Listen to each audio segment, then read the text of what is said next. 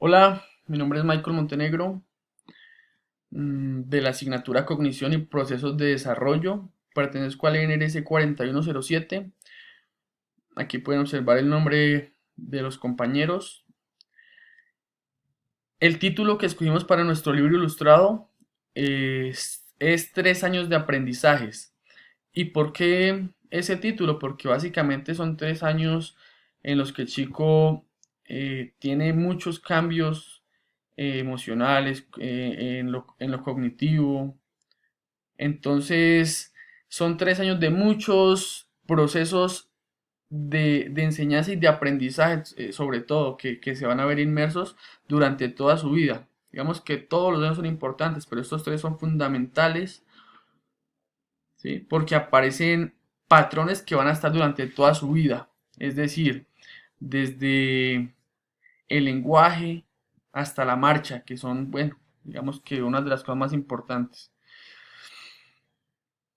La intención del libro es que sea muy interactivo con el lector, que el lector no se aburra, que participe de alguna manera respondiendo. Por ejemplo, en este caso, un dato curioso. ¿Sabías que los recién nacidos lloran sin lágrimas? Bueno, y esto básicamente se debe a una cuestión fisiológica, que los conductos lagrimales no están abiertos del todo y no pueden pasar las lágrimas por sus ojos, entonces simplemente hace el gesto de llorar, ¿sí? Y así va a ser todo el libro. La intención es que como les digo, sea muy llamativo también, muy didáctico para el lector y para que conozca sobre la población o sobre el tema que estamos trabajando específicamente, para que pueda aplicarlo, ya sea educador, padre, bueno, o simplemente una persona común que quiera saber del tema. A modo de introducción, eh, es bueno destacar inicialmente que la vida del niño va encaminada en etapas y de esta manera va desarrollándose de manera sistemática, es decir, que hay un momento para todo, para absolutamente todo. Entonces, cada etapa debe ser un proceso que debe ser natural, que se debe respetar, que a pesar de ser de manera sistemática, hay un momento para aprender cada habilidad, cada destreza, y al aprender cada habilidad y destreza va a estar listo para la siguiente. Entonces, digamos que todo está preestablecido por un antes de, ¿sí? Es decir, el niño no va a aprender a caminar si primero no aprendió otras cosas, ¿sí? Básicamente eso, por dar un ejemplo. Entonces, es importante que esos procesos de enseñanza sean naturales, sean volitivos, es decir, que pues, o sea, el niño va a tener, sin saberlo, toda la voluntad, ¿sí? Indirectamente de ir razonando y aprendiendo todo. Que, por ejemplo, hay autores que hablan de unas fechas cronológicas para que el niño ruede, para que el niño gatee, para que el niño repte, para que el niño camine, y digamos que continúe ese proceso evolutivo que sufrimos todos.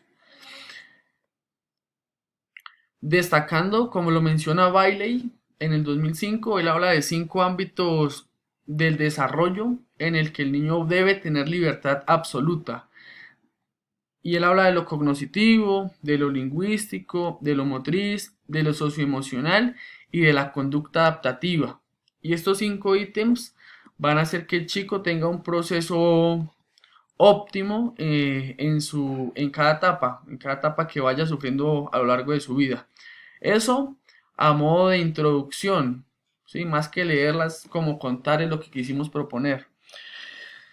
Los objetivos, el primero que propusimos es reconocer los procesos naturales por los que pasa el niño en los primeros 3 años de vida a nivel físico, cognitivo y social.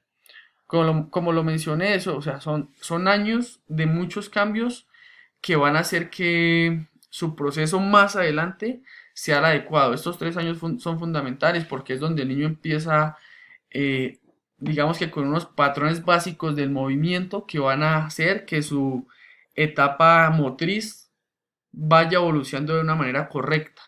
Generalmente nos encontramos chicos ya grandes que no evolucionaron bien en su proceso de marcha, por ejemplo, desde caminar, desde correr, lo he evidenciado en deportistas, y es precisamente porque en estas etapas no tuvo un proceso natural, no vivenció, no experimentó, no aventuró, que sería lo ideal, ¿sí? Entonces, tenerlo en cuenta.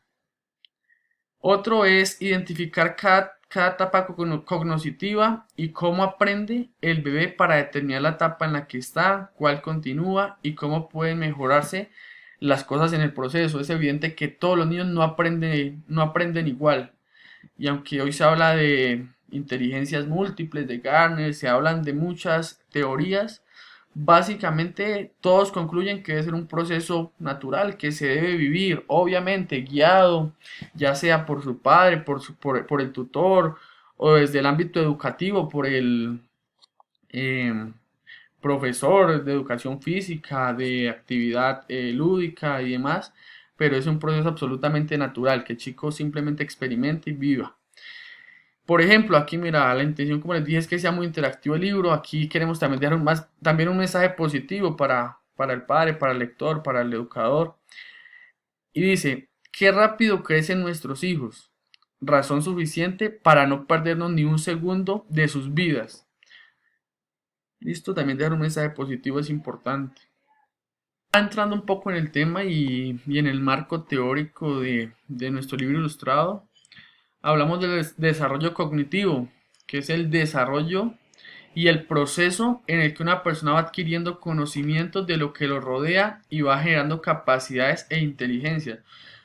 Por eso es muy importante dotar al niño eh, quizás de adversidades en esa etapa, por ejemplo, en un niño, o sea, que gatee, que ya sea pues, en diferentes superficies y demás, para que él vaya de alguna manera viendo el mundo que lo rodea, vaya aventurando, investigando, que sea curioso, bueno, o sea, son cosas que hay que tener muy claras y en cuenta. Y quisimos respecto a lo cognitivo proponer una actividad, por ejemplo, relacionada con el tema. Esta se llama la silla musical y es muy común básicamente que suene la música. Cuando pare la música el niño debe sentarse, entonces digamos que de alguna manera estamos estimulando ese proceso cognitivo y reaccionar ante ello. Es decir, ¿qué hace el niño? ¿Cómo reacciona ante ese estímulo? ¿Sí? Entonces es bueno también llevarlo a la práctica, por eso quisimos proponerlo de esta manera. Aquí en lo interactivo con el lector, mira, un dato curioso. El reflejo de Babinski es normal hasta el primer año. En adultos, cuando este reflejo persiste, se convierte en una patología afectando la vía piramidal. Sí, entonces muchas veces vemos ese reflejo todavía inmerso en gente adulta que es extraño, pero puede pasar y se convierte en una patología. Mira, el enfoque psicométrico, que básicamente habla de la medición cuantitativa de la inteligencia mediante pruebas estandarizadas con el fin de evidenciar el nivel de atención del niño. He tenido digamos, la fortuna y hay como experiencia de trabajar con esta población en jardín infantil. Y digamos que esto no lo he aplicado nunca, pero no está descabellado del todo hacerlo, ¿sí? No está descabellado. Digamos que quizás habría que averiguar, ¿no? Que si, digamos, el profesor está en capacidad de hacerlo o tiene que ser alguien especialista en el tema y demás. Pero digamos que no quedarnos solo en la teoría, es el mensaje, sino llevarlo a la práctica un poco también. ¿Listo? Mira, aquí en lo verdadero y falso, otro mecanismo interactivo. Los bebés menores a 3 años, a 3 meses, perdón, sonríen voluntariamente. ¿Ustedes qué creen? Voy a dar ahí 5 segundos para que piensen su respuesta. Bueno, la respuesta es falso. No sonríe, los bebés menores a 3 meses sonríen voluntariamente, falso. ¿Por qué? Porque es un, es casi un movimiento involuntario que hacen como en forma de mueca. Ellos realmente no lo hacen voluntariamente, ¿sí? Hasta cierta etapa de desarrollo. Mira, ya entrando en el tema un poco de los reflejos, aquí mencionamos apenas unos, pero voy a hablar desde dos puntos, desde el estímulo y desde la respuesta que se ante ese estímulo. Por ejemplo, eh, hay uno que se llama el reflejo de búsqueda, que se estimula en la comisura labial, tocando los cuatro puntos cardinales, algo como arriba, abajo, bueno, o sea. Y la respuesta del bebé es que gira su cabeza hacia el lado estimulado. ¿Sí? Entonces son cositas que van a hacer que el chico vaya, digamos, teniendo un proceso óptimo. Por eso es importante hacerlo, es muy importante hacerlo. Otro es el reflejo palpebral, que es anteponer una luz frente a los ojos del bebé. Y el bebé lo que va a hacer es cerrar el palpebral, bueno, cerrar básicamente el ojo, pues ante ese estímulo. Otro que destacamos es el reflejo de succión, que se introduce un objeto en la boca del bebé. El bebé o sea, por un movimiento natural lo que va a hacer es succionar con los labios, ¿sí? Entonces hay que tener también cuidado con esto, ¿no? Pues porque puede ser también peligroso y demás. Y todas estas reacciones tienen una clasificación. Por ejemplo, mira aquí las reacciones circulares primarias, mm, que es precisamente el succionar, las reacciones circulares secundarias, chupar el dedo, las reacciones circulares terciarias, hacer sonar el sonajero, ¿sí? Entonces es importante reconocerlas para saber en qué proceso y en qué reacción circular se encuentra. Como método interactivo utilizamos más bien como una advertencia, ya que han habido casos en la historia real de síndrome de bebé sacudido. Y dice que se produce por sacudir violentamente a un bebé o un niño pequeño, generando destrucción de las células cerebrales del niño e impide que el cerebro reciba suficiente oxígeno y por ende el niño muera. Entonces digamos también como un método preventivo para que el libro tenga cierto impacto.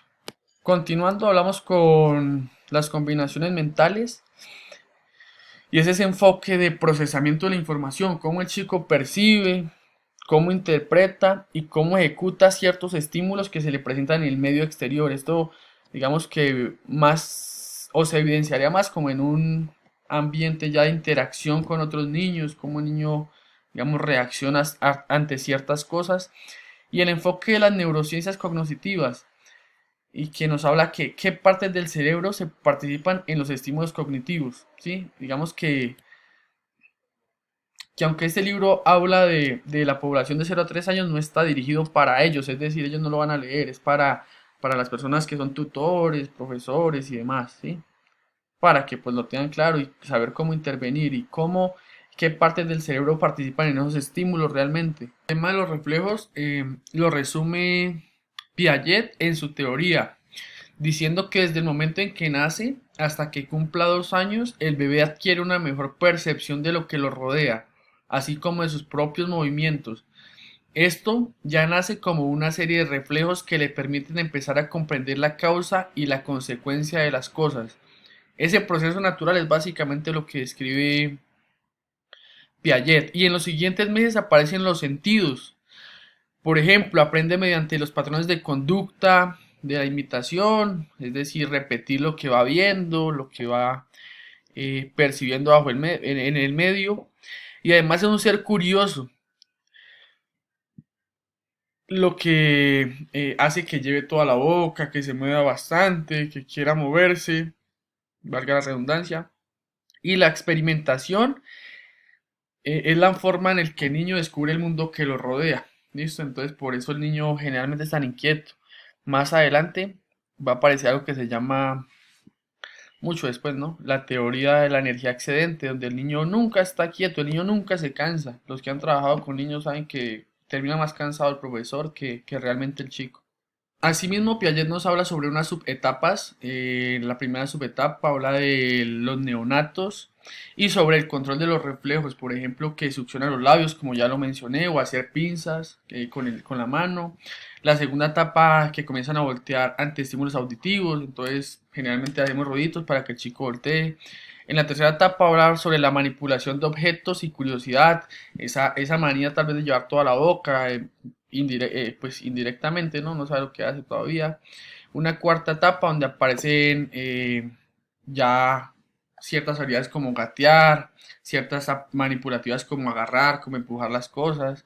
Una quinta etapa donde aparecen nuevas conductas, donde ya empezamos tal vez a caminar y a como retroalimentación de esas seis subetapas que propone Piaget. Básicamente lo que hace el chico es almacenar toda esa información y crear una huella motriz. Esa huella motriz es la que lo va a acompañar durante toda su vida y va a hacer que, por ejemplo, el chico tenga una buena marcha, aprenda a correr bien, es decir, con patrones cruzados, por ejemplo, que se destaque en deportes y todo eso, todo va a depender de esa huella motriz que genere en esta etapa de su vida.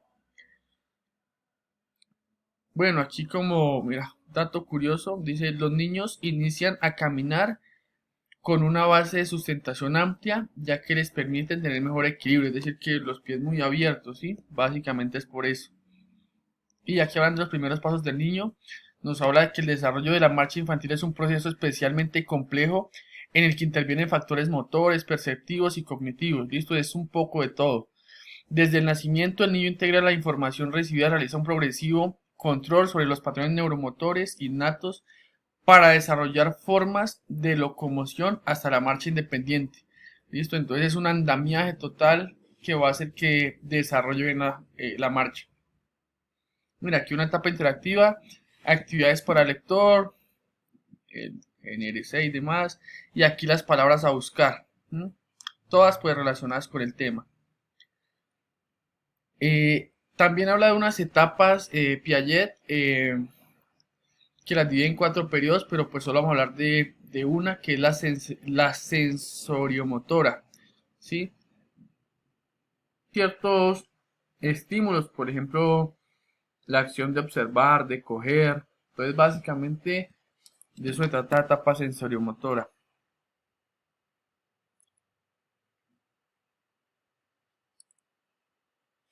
Aquí observamos todo lo relacionado con el mismo tema.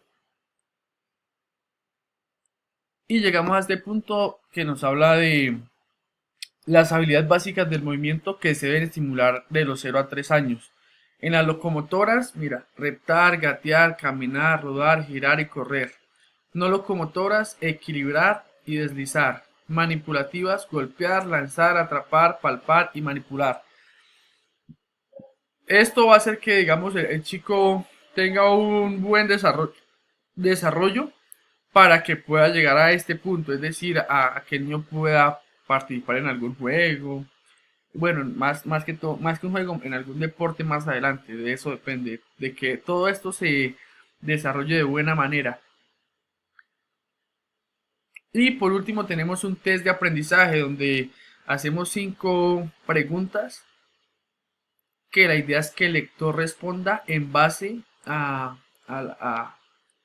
libro ilustrado que realizamos. Muchas gracias por su atención.